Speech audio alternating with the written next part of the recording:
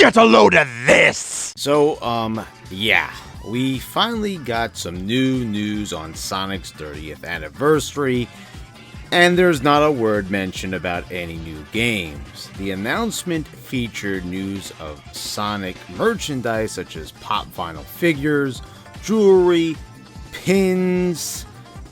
Oh my god, pins, boys! We're gonna have the distinct pleasure of celebrating Sonic's 30th anniversary with pins! Well, guys, I guess I'm being kinda greedy here. I mean, what would I do without an official one-of-a-kind Sonic enamel pin?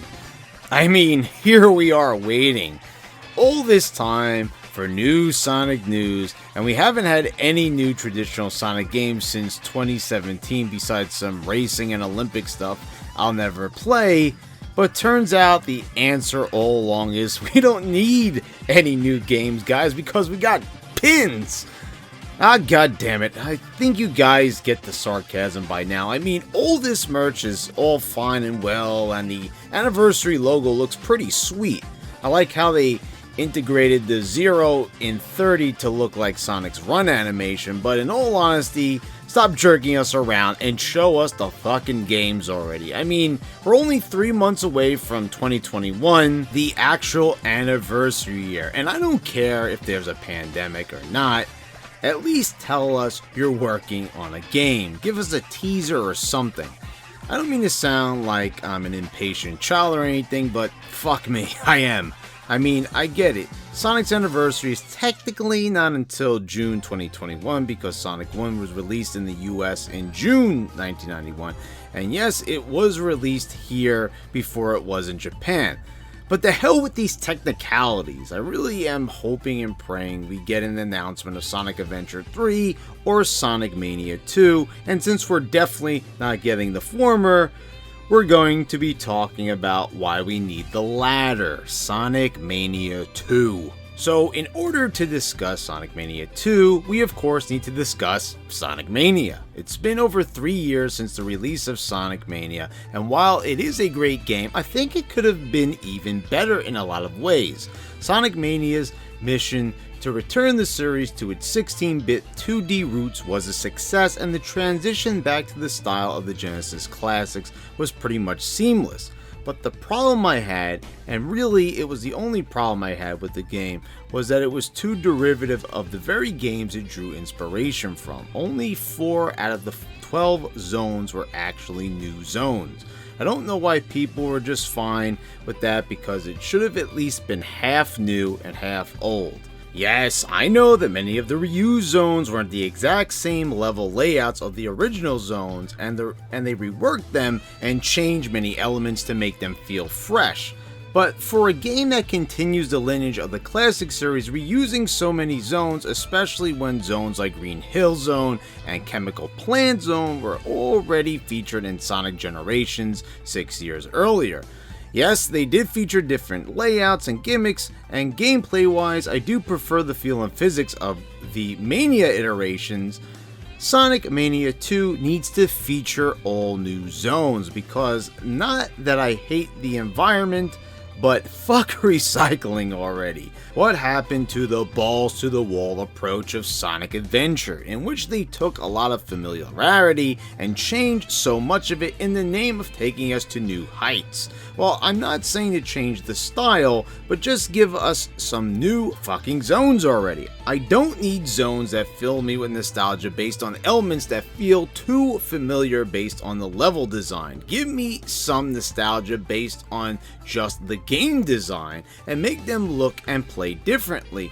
The same level of nostalgia can be achieved through keeping the spirit and level of creativity of the past games without having to go back to the well of zones we've traversed so many times. Our red sneakers are getting worn out.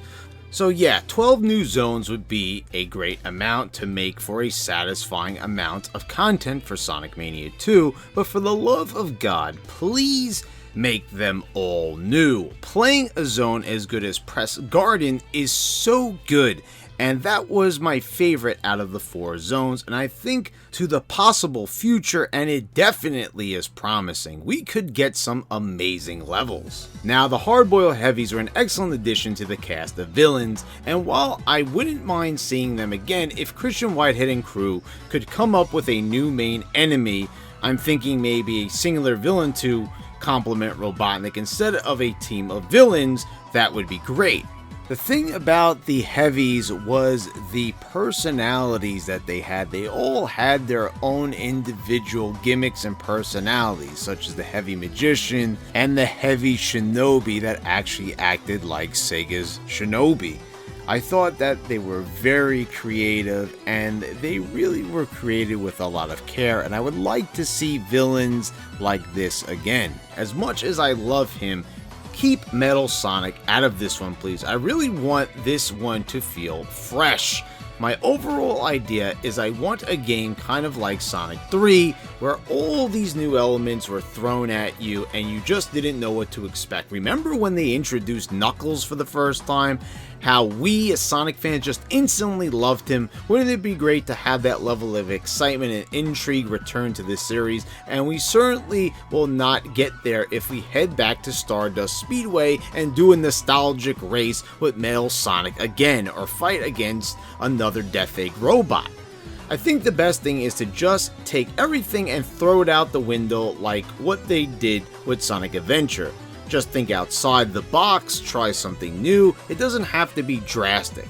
Like I said, we want to still achieve a certain level of nostalgia, but the urge to go back to familiarity just seems to be too strong for Sonic Team. And in the case of Sonic Mania, Christian Whitehead and company, you know what? If we're going to use pre-existing elements, I actually think that would be okay. Like, how about we get Shadow in there? Imagine a 2D Shadow boss fight of some sort, or maybe as a playable character. Maybe bring Blaze back and make her into a playable character as well. The potential for returning characters and characters who have yet to appear in 2D is vast and promising. All they have to do is, is fucking do it. But I kinda digress, because they did have Fang, Bark, and Bean all return. Also, not to mention Sonic Mania's DLC, Sonic Mania Plus, reintroduced us to 2 past characters, Mighty and Ray, and those were 2 really fun and memorable returns who were actually made playable and integrated into the Encore mode of the game. That DLC could have been so much more though, and I even said it in my review back in 2018. They only added in one new zone, and it's a microscopic version of a past zone, Angel Island. It figured.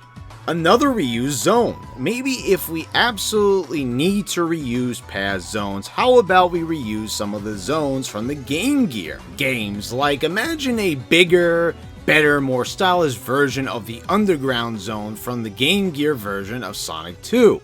Hell, T. Lopes and Juncione already made a cover version of the music that you can hear on YouTube. I mean, there's so many possibilities, it makes me kinda mad and pretty fucking impatient that Sega doesn't make sure this stuff happens. I mean, look at all the amazing hacks and fan games that the Sonic community makes, and the official games are less creative? I mean, a 2D version of Sonic 3D Blast was made, and former fan game maker Christian Whitehead gave us mostly reused levels from the classic games. Like, at least give us zones from a more obscure game, so at least they feel new to at least a few people. I think the problem was this was the first time Christian and his team were making a brand new Sonic game, having only developed reworked ports of previous games. They probably wanted to play it safe as possible.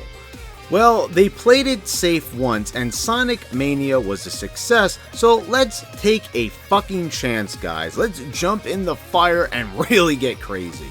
However, we did see plenty of evidence of enormous amounts of creativity and originality, such as the Death Egg robot being in Green Hill Zone for shock value, or using Robotnik's Egg Mobile against him in Hydro City Zone. Something about this just captured my imagination, my childhood imagination. Remember the brief moment in Launch Base Zone in Sonic 3 when you could ride in the Egg Mobile. Well, here you actually get to use it against Robotnik. That is just such an awesome, fantasy-fulfilling idea, and I absolutely loved moments like this in Sonic Mania that just captured my childhood imagination to a T.